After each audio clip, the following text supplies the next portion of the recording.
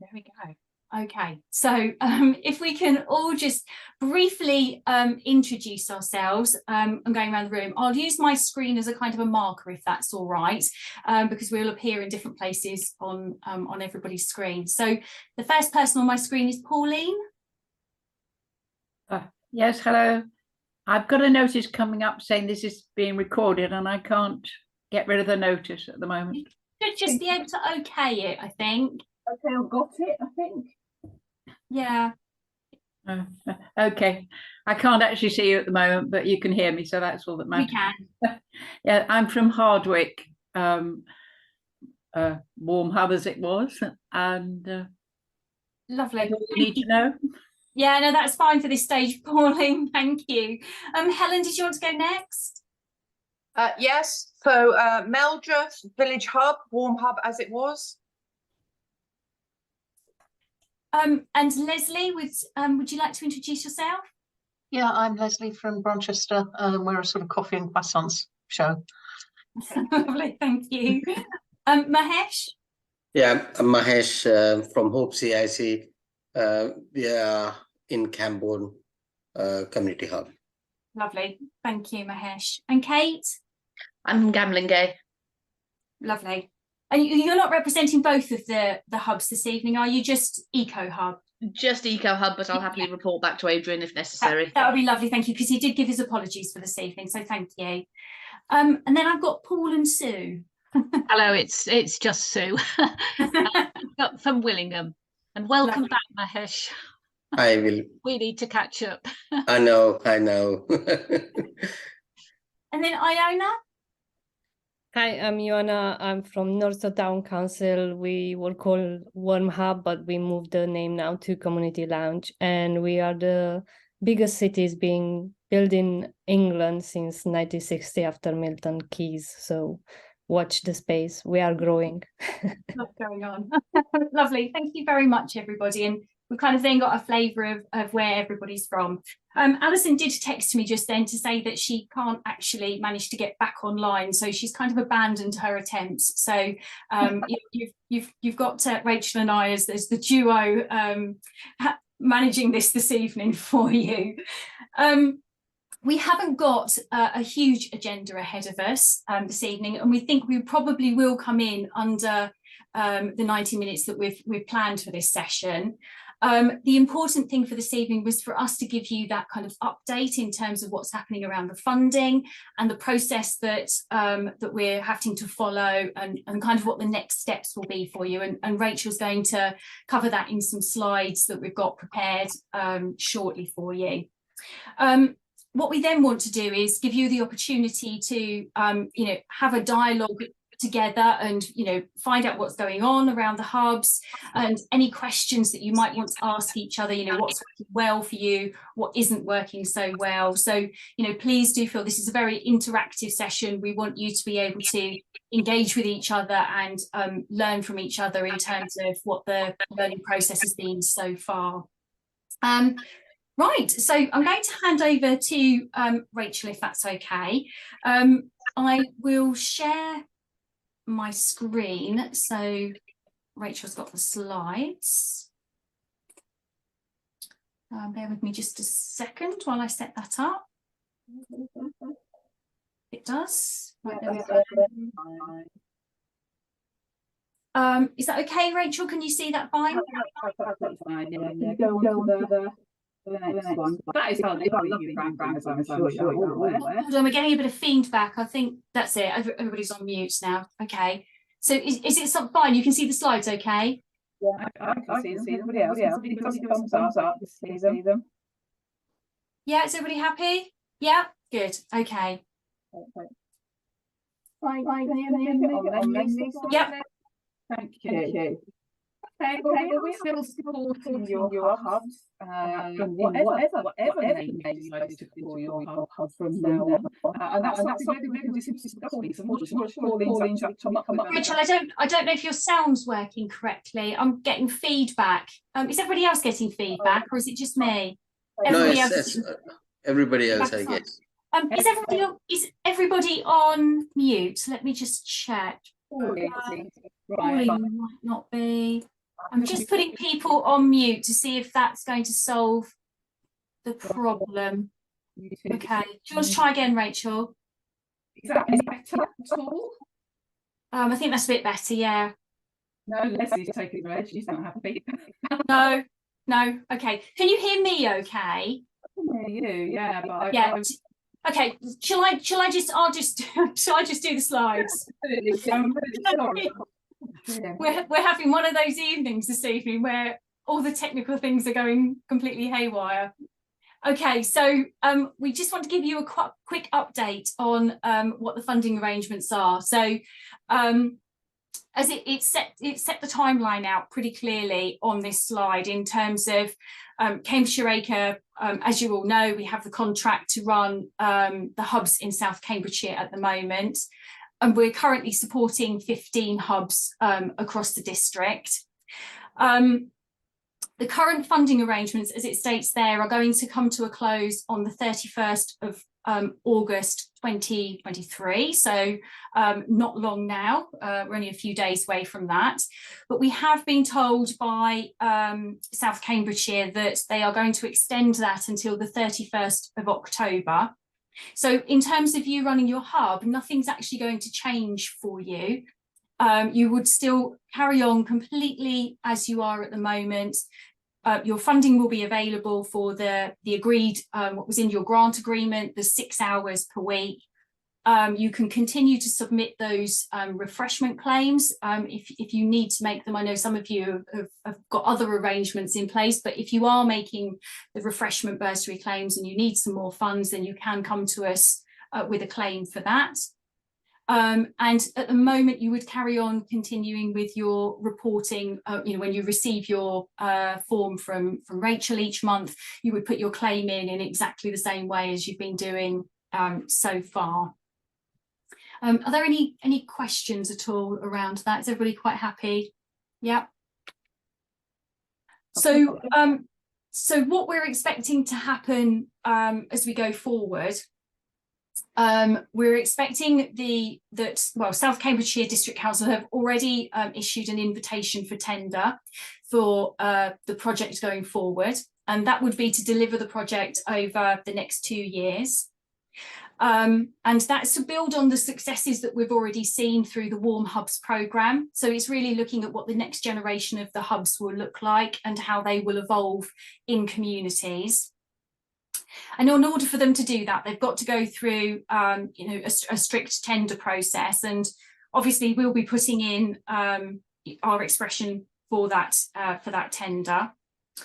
But obviously, we won't know if anybody else is going forward for it, or how many organisations would be going forward for it. So we'll just have to wait and see the outcomes for that. One of the things that we'll be looking at through that process is to extend the support that is already currently available to you. So at the moment, you've got Rachel and myself who are acting as coordinators across South Cambridgeshire to help and support you as community hubs. And this is going to evolve into something called village agents. And as it says there, there'll be part-time employees, but they'll act as the facilitators and the connectors and do the community development work, working closely with the hubs across South Cambridgeshire. So what we need to do is ensure that we've got support and development for local volunteers, so that we're helping you to evolve your hubs, that the volunteers are supported, ensuring that the hubs continue to be community-led in the way that you're all doing this already. And it's been fantastic the way we've seen so many volunteers come forward to support the community hubs across the county. And we want to make sure that we build on that and we grow on that, and the fact that you've got support, training, advice and guidance in order that you can carry out your roles locally. We want to make sure that you as teams are also able to connect to the outreach services that are available across the county. So act as those connectors. The village agents will be there to make sure that the services that are needed and required by local residents, are coming into your hubs, or putting you in contact with, your attendees in contact with the services that they need. And that might be, as it says there, that might be actually health clinics, it might be employment support, or it might just actually be making sure that people know what services are available to them. So it will depend on each community. Each community we recognise is different, so the needs are different. And so it's about those village agents being very flexible in order to ensure that you're getting what you need out of it. Each village agent, as it says on the last bullet point there, will support the community hubs with the primary care network in their area. So making sure that we're connecting the social prescribers, if you have them in your area, making sure you connect with the social prescribers, the doctors' surgeries, and all of the other primary care facilities that there are available. And as it says there, there's 3 of them covering South Cambridgeshire, so we appreciate the picture might not be the same in each area, but your village agent will know about that and will understand the pattern of how your area is working, and will know the people that they need to contact to ensure that you're getting the right information and advice into your community hub. So this is the last slide. We did say it was just a very quick update for you, and as the points to note here say that Cambridgeshire Acre, we will be responding to the invitation to tender. At this moment in time, there's no guarantee that we will be chosen as the contractor to work with the hubs from November going forward for the next couple of years, and we will make sure that obviously you're aware of the outcome of that as soon as possible. The funding that we've got to cover the hubs will be at the same level, so really important message for you this evening is that continue as normal, as you have been right up until the end of October. And South Cambs District Council, as it says there, is very clear in the specification that they expect that all hubs should be able to be self-supporting as they move forward. So they will be looking at tapering off any funding that's coming out to the community hubs over the next 2 years. So there is an expectation that you will be able to, raise funds locally and support your hubs with other funding streams coming forward. So that might be an area that you want to discuss this evening, or talk about how you're approaching this already, and that might be useful for some other people on the call to find out where you're at with this process. So I will stop sharing the screen. Lisa, can you hear me? I've just messed around with my microphone. Yes, that's much better. Yeah, well, I've just waited. I waited till you did your bit, then I thought, well, I'll plug myself back in now. I think actually, I think it was on the wrong settings, but I didn't want to interrupt you. You were doing so well. Okay, well, I'm sorry. Are there any? Does anybody have any questions that they would like to ask? In terms of what happens next, and we'll do our very best to answer your questions this evening.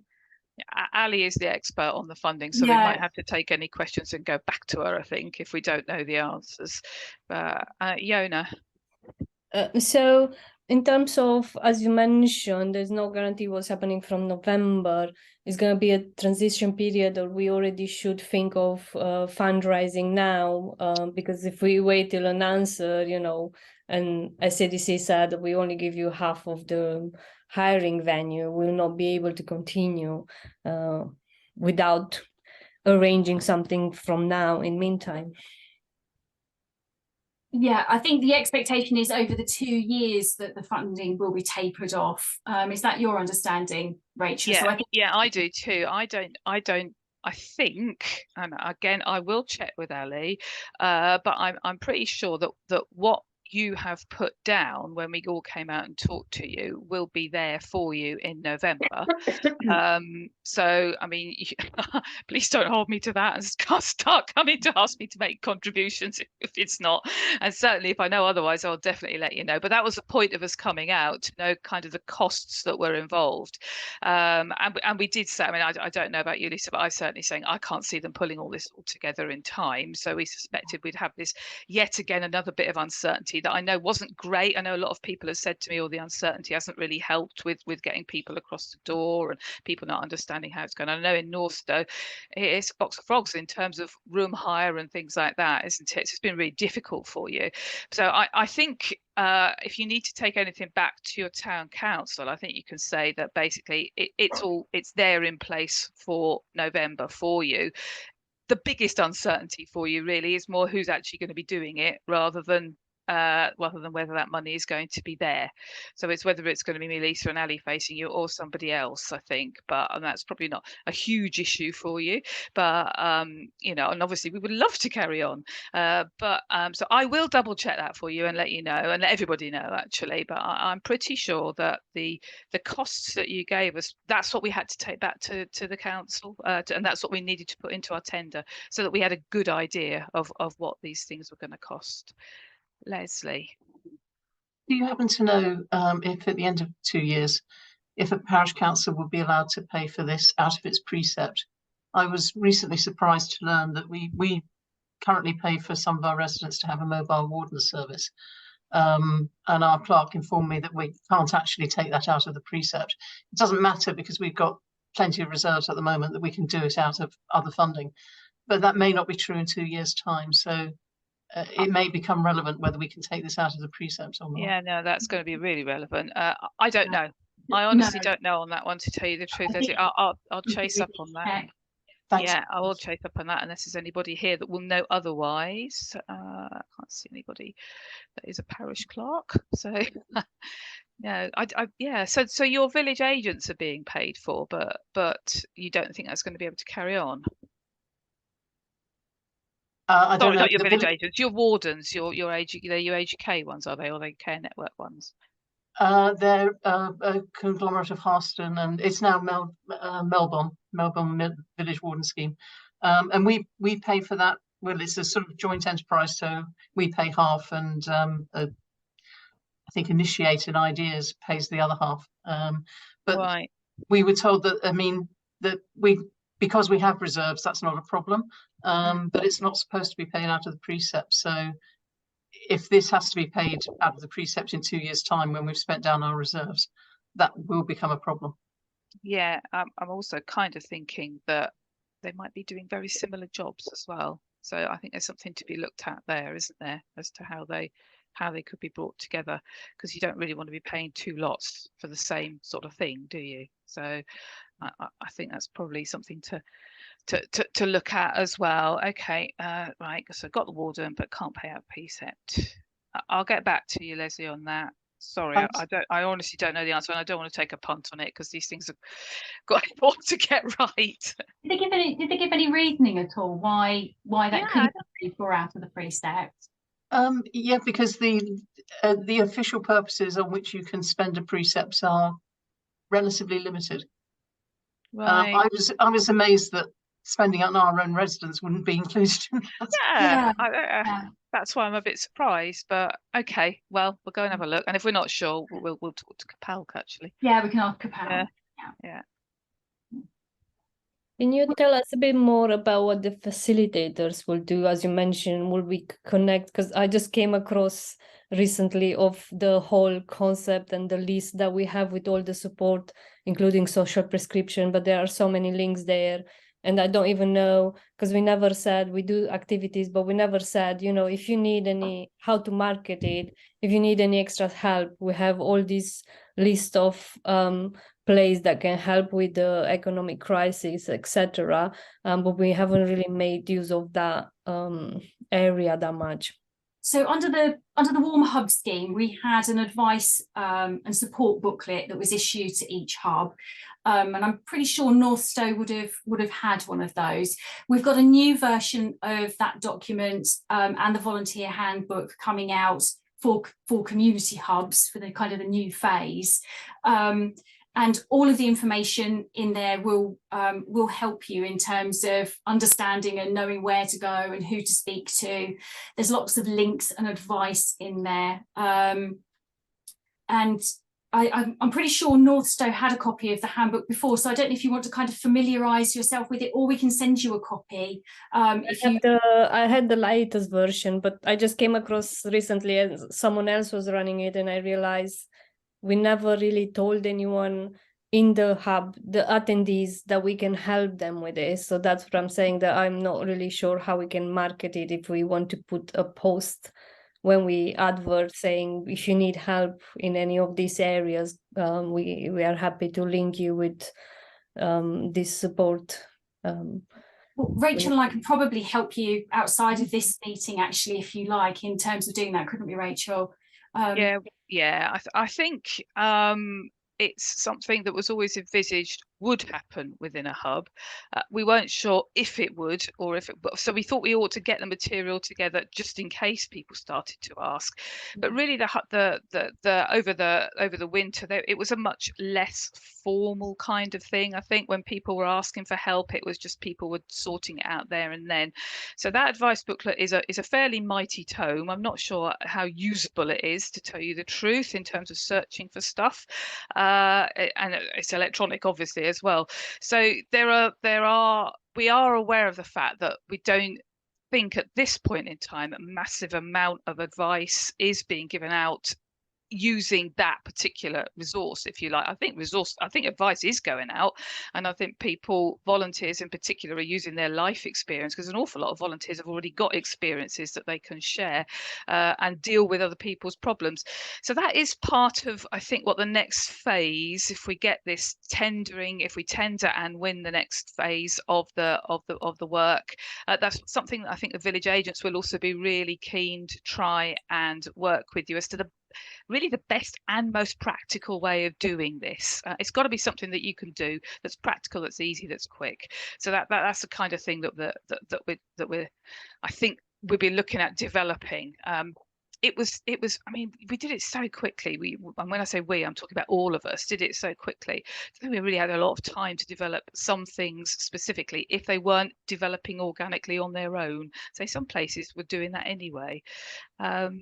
So yeah, we can help you after this if you're still interested, but don't panic too much, because I think that's a big piece of work that the village agents will be picking up on what's the best approach to take here, and helping you make those links, because they're not always that easy to make, because it is not for a lack of links, let's put it like that. There'll be, you'll look something up and there'll be 35 of the things, and you'll be thinking, well, which one's the best? So that's the kind of information I think we need to be sifting out for you. Mahesh. Yeah, thank you very much. Hello, everybody. Nice to see you all after a long time. I just wanted to remind you all, and especially Leona, I don't know whether you are aware that we have this food parcel delivery service, which has been circulated earlier by the by Cambridgeshire, because the support piece giving to the residents of South Cambridgeshire District Council. Anyone who's going through hardships, if they have an emergency, they can order food parcels through the warm hubs, community hubs now. So it's still there. If you need any more information about that, I can share some documents, some post.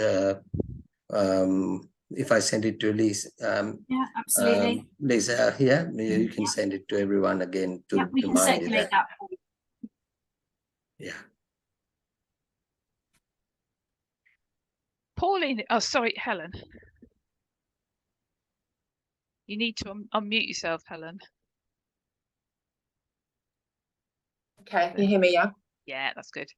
Yeah, I mean, I guess we're all, our hubs are all very different. I mean, the hub in Meldreth has kind of evolved into a friendly community group.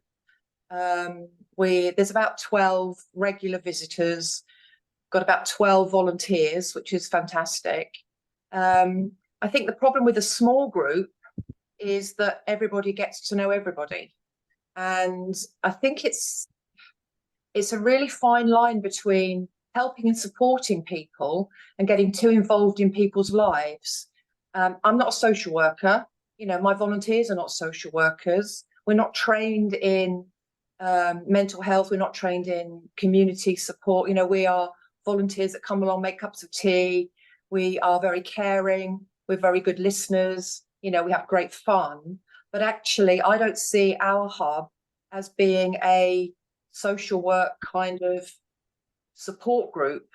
And I'm very aware of confidentiality.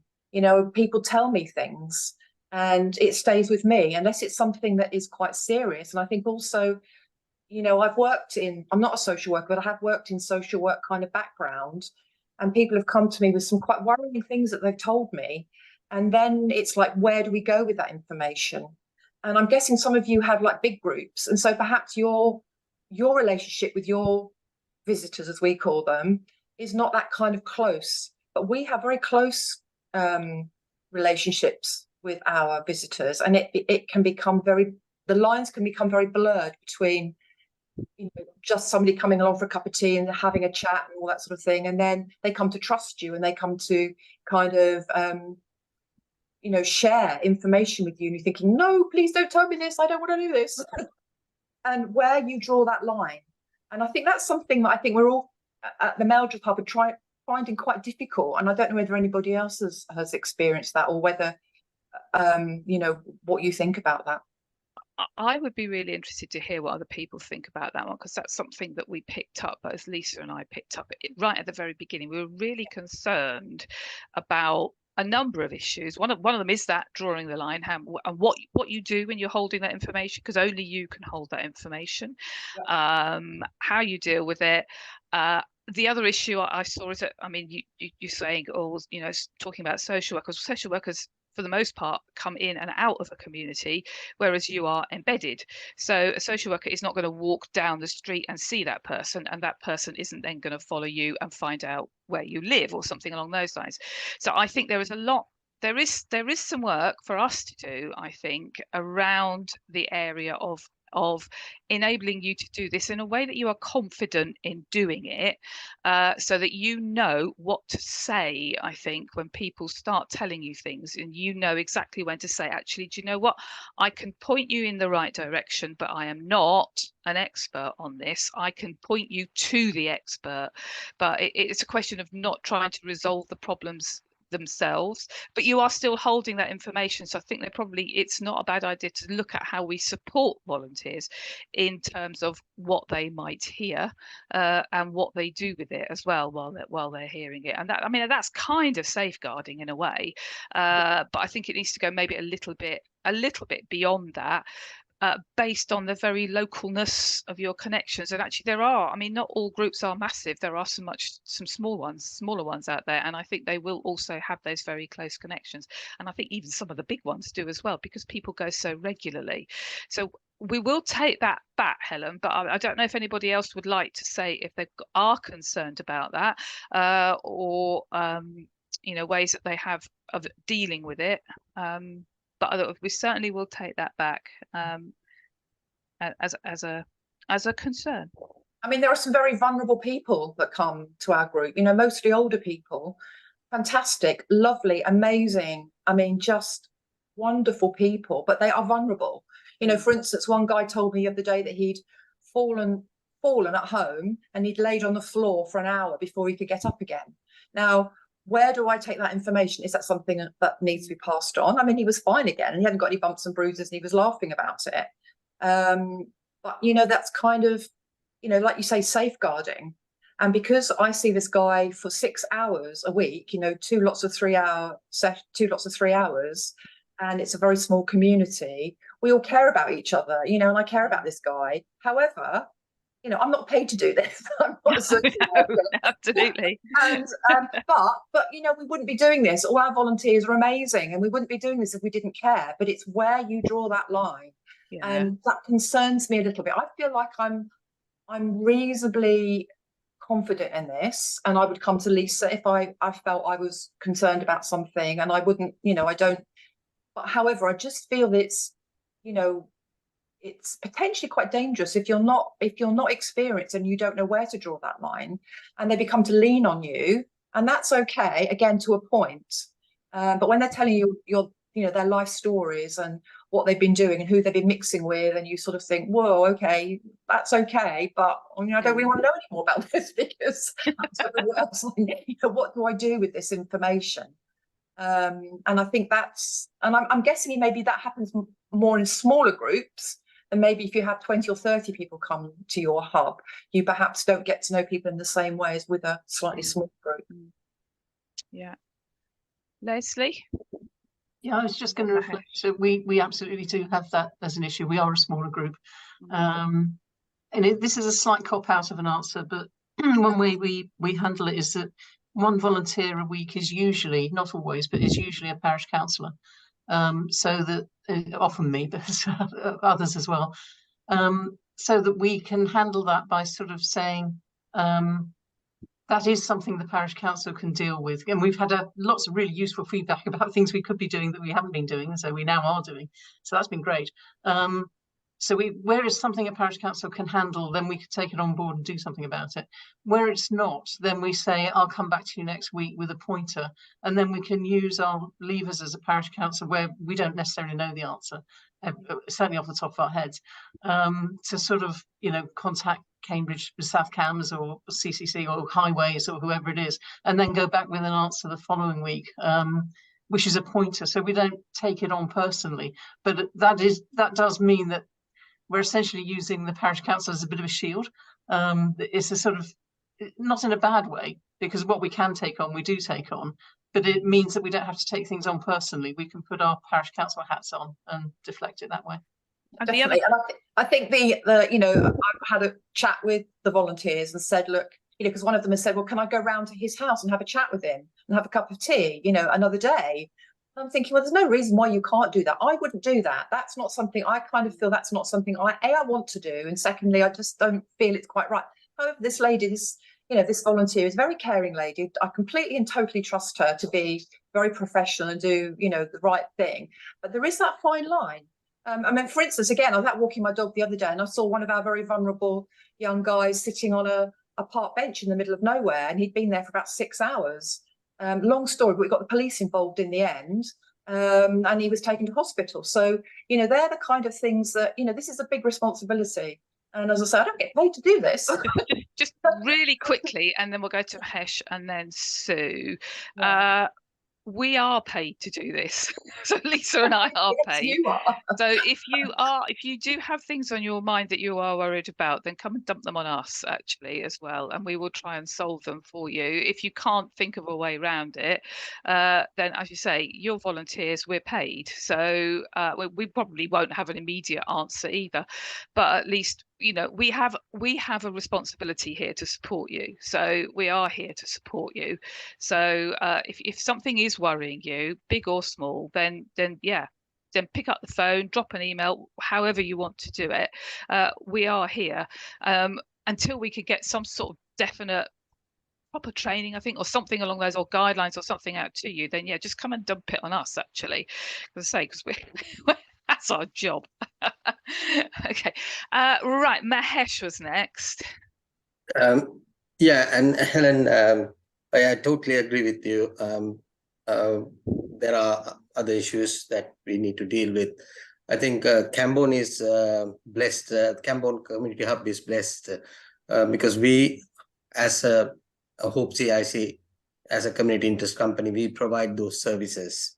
So it's very easy for us to handle these cases, and every single day there's something. So we deal with them if we can't. The same thing what Rachel's told you. So if anyone has any issues like that kind of things, please use us as well. So we will try and help them in the same way that Rachel offered. So we can do that. So we can. I'm sure Lisa should have all the details of ours. So we provide a lot of services. I'm not going to go through each and everything. So we will send you the link of our website and the Facebook group and some contacts. So feel free to refer them to us. just signpost them. We will handle them. Thanks. Brilliant. Thanks, Mahesh. Sue? Yes, hello. When we first opened the hubs, we were told very clearly, I thought, that we weren't to ask for people's contact details. It was people were invited to drop in, because one of the issues was during the winter months, if we ever had to close, how do we contact people?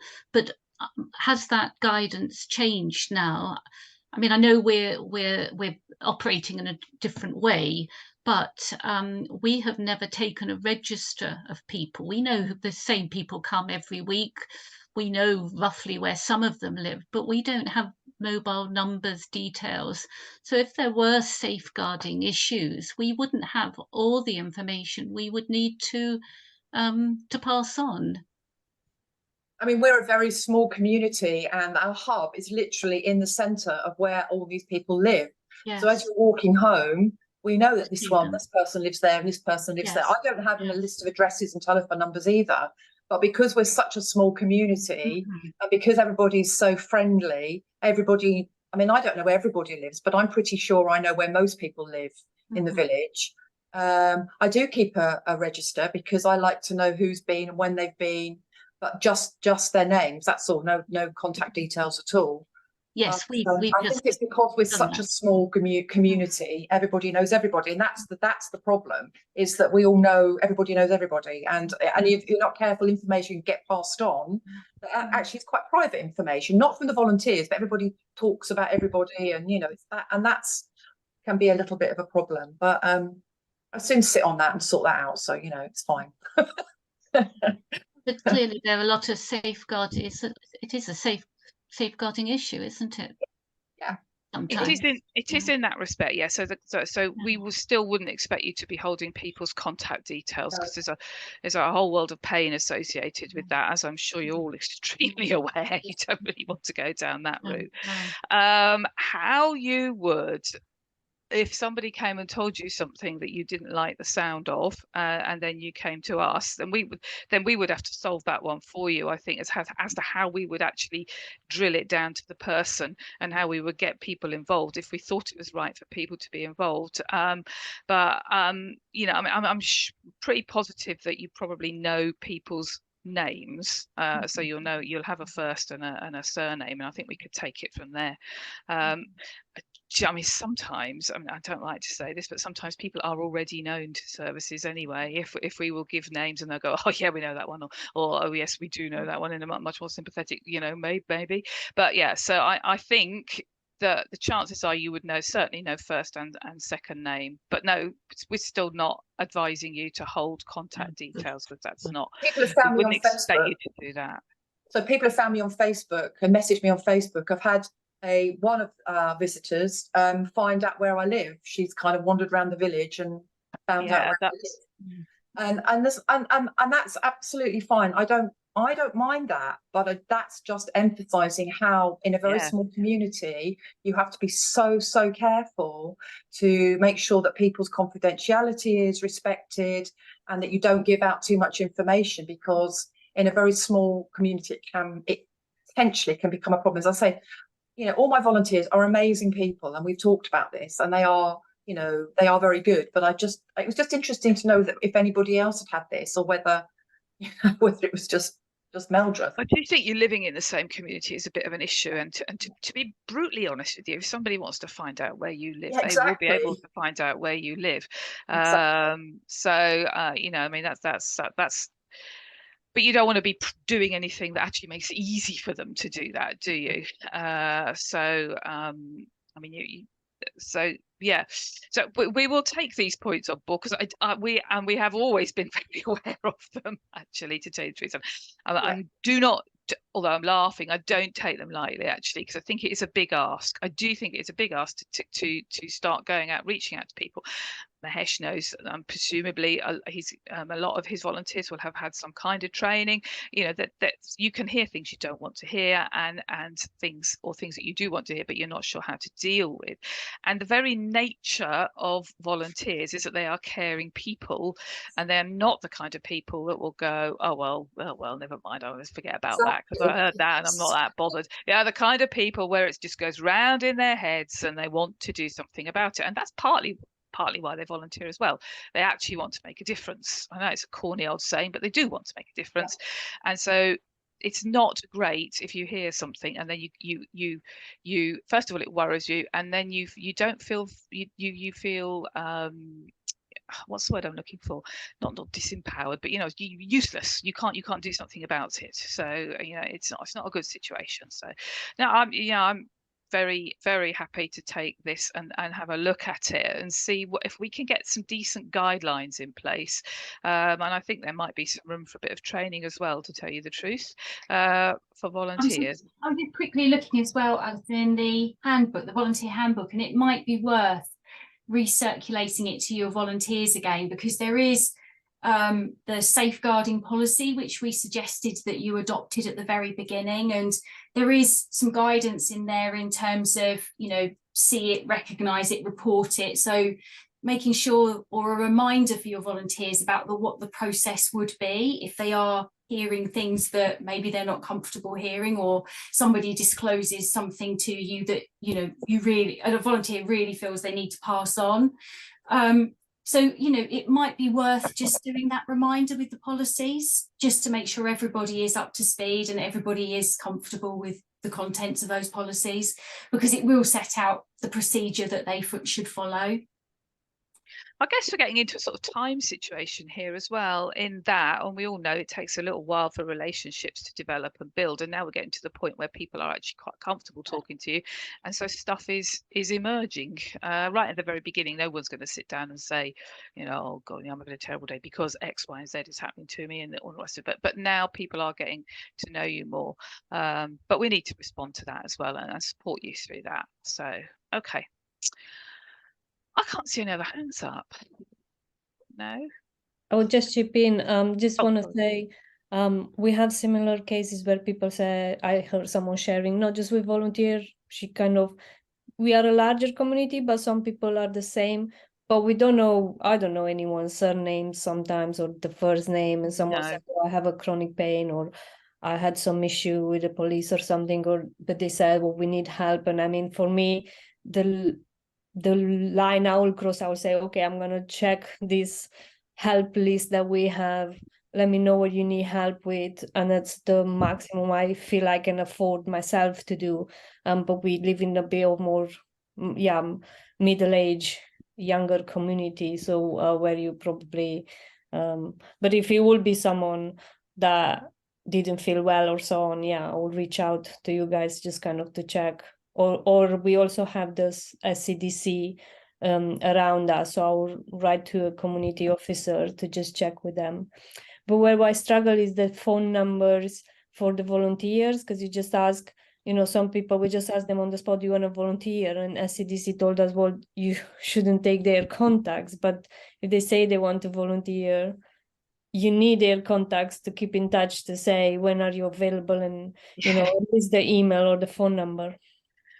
Yeah, do you know what? Let's be practical. You need their phone numbers. You can't function without their phone numbers. If they've given their permission for you to hold that information, then it's perfectly okay. It's about the permission that they need to give you and what you're going to do with that information. So providing you're giving assurances to them that you're keeping their data safe, it's on a password protected laptop or whatever, as long as you're keeping their information safe and it's not in the public domain, then you're perfectly okay to keep your volunteers' details. It's essential you keep your volunteers' details. I don't know how you can't function without them. So you will need them. And I mean, some of these people are your friends. They're going to be on your phone anyway, so let's be realistic here. Let's suddenly remove your friends all off your phone. You won't be able to do what you're doing now if you haven't got any community contacts. So, a WhatsApp group and a database with everybody's information on there, and everybody's given permission for that information. The WhatsApp group's great because say, oh, I can't come today. Okay, well, I'll fill in for you. Oh, that's great. Thank you very much. And everybody's, there's about 12 or 15 of us, and that kind of works really, really well. So, yeah. Are they all on it, Helen? Because I run a volunteer scheme for the Environment Agency, and I have the dreadful situation where I have 26 volunteers, of whom 18 are on the WhatsApp group. And of course, that leaves me with those that aren't, who are just out of the loop, and it just becomes a nightmare. So yeah, I think they function well if they're all on it. Yeah, Sometimes no, it they're all can on it. be, Every single yeah. one, which is Oh, brilliant. you're better at managing your volunteers than I am. Yeah.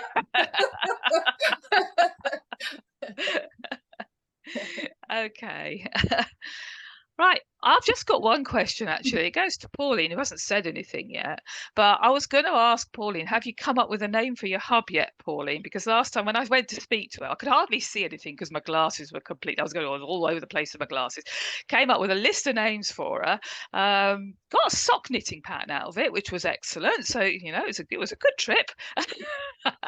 But she was struggling with a name for Hardwick Warm Hub. So have you come up with a name yet, Pauline? And you're going to have to unmute.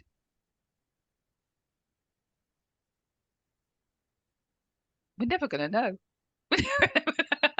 Oh, well.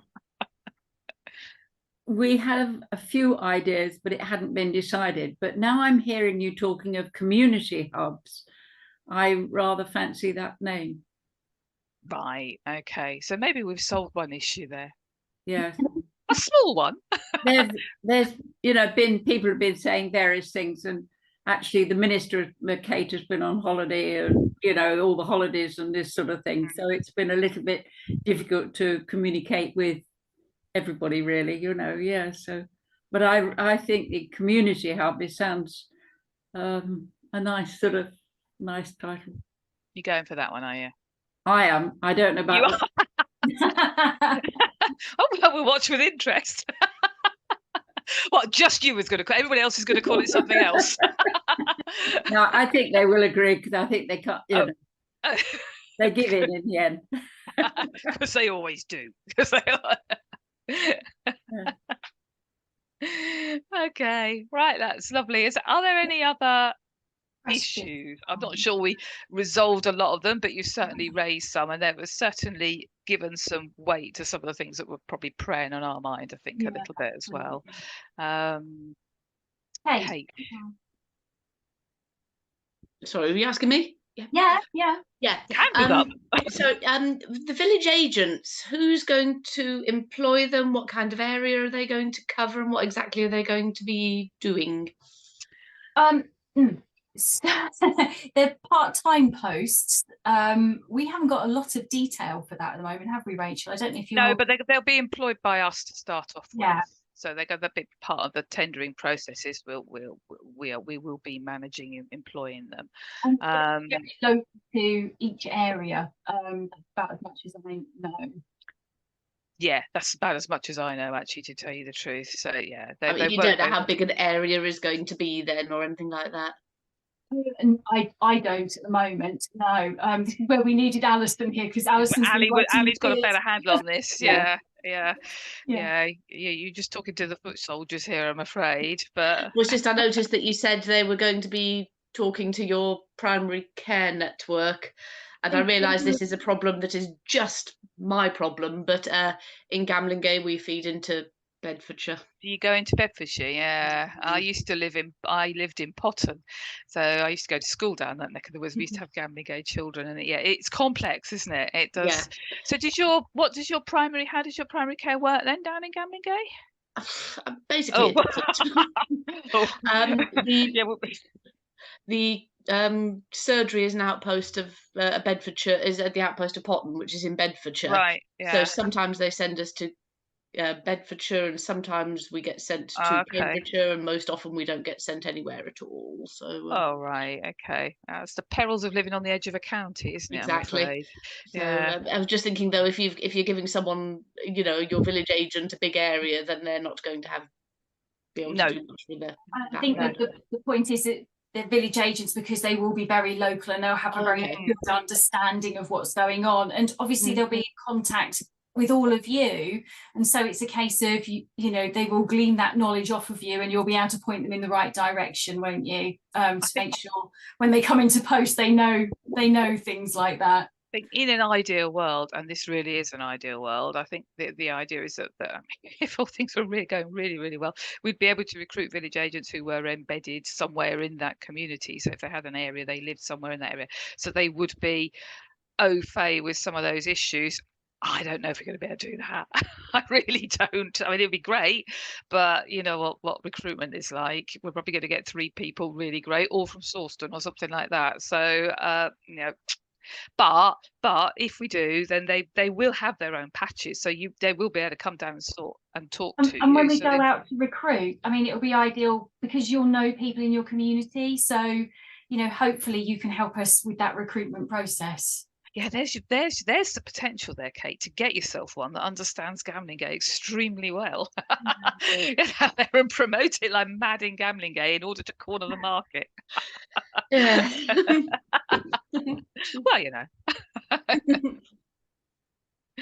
Well, you'll have more information from us as that progresses. It's very, very early days for us in terms of that. And it's just unfortunate that Alison had such technical issues with her laptop and broadband today that she isn't here. It didn't kind of go according to plan right at the last minute. So yeah, so it was a bit unfortunate for us this evening. If there aren't any other questions or issues or anything that anybody's got, I can't see any more hands or anybody kind of like gearing up to go with anything. Just wanted to kind of suggest to you that perhaps we come back together in this forum at the end of October, because obviously that will be the point where the funding will come to an end for you, totally come to an end for you in this phase of the contract. So if we kind of put a date in the diary and we will come back together, then that will be an opportunity for us to share what's going on and talk about you know, how the future of the hubs is going to look. Iona, did you?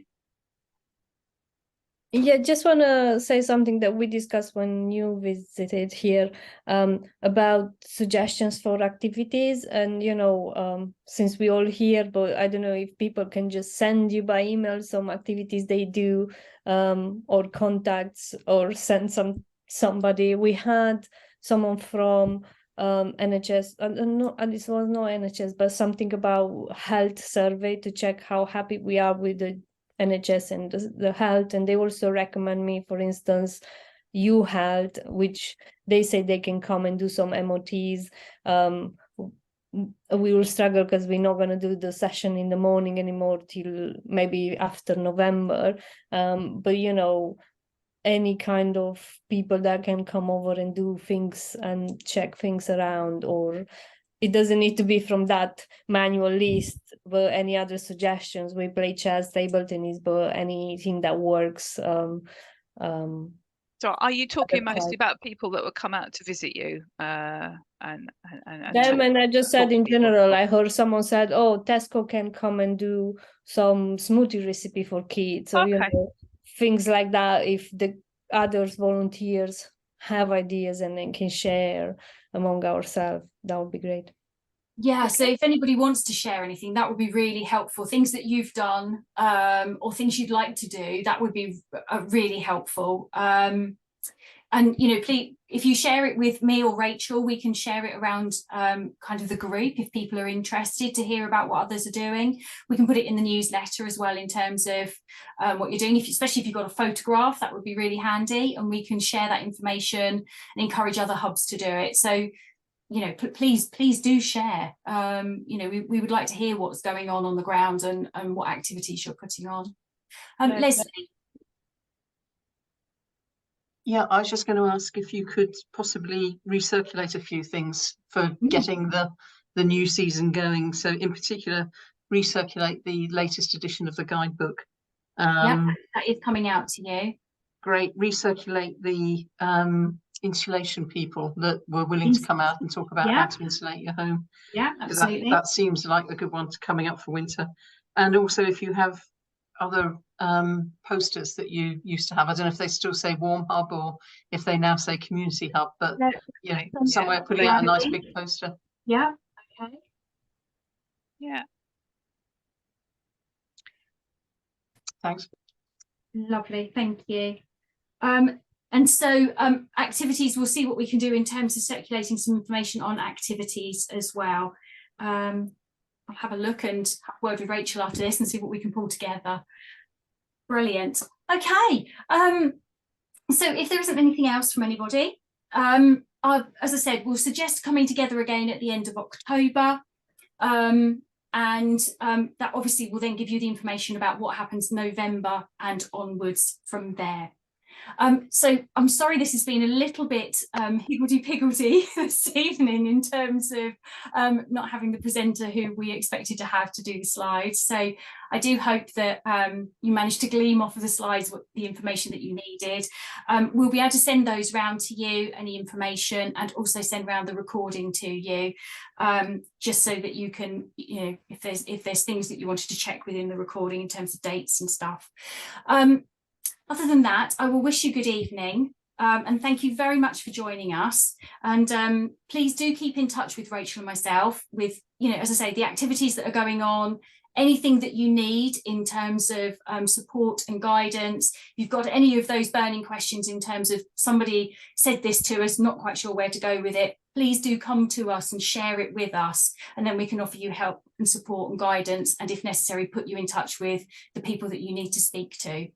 So please don't feel as though you're alone and isolated with any of these problems. Do share with us.